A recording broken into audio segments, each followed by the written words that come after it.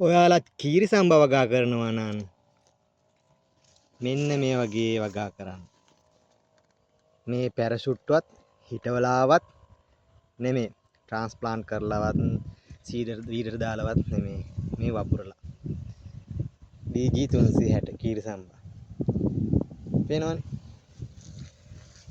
සාමාන්‍යයෙන් අපි මේ වගේ කීරි සම්බ වගා කරපු කුඹුරකින් අක්කරේට බුසල් 120ට වඩා ගන්නවා. ඔයාලට සැකනම් ඇවිල්ලා බලන්න පුළුවන්.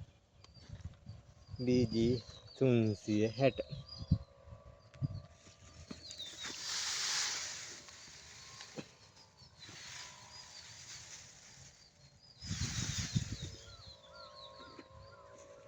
කීරි සම්බ කුඹුරක් වගා කරනවා නම් මෙන්න මේ ගානටවත්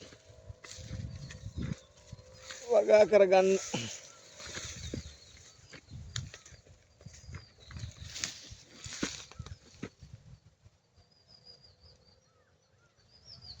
බිම් සැකසීම, වල් පාලනය, නියමිත පැල ගහණය.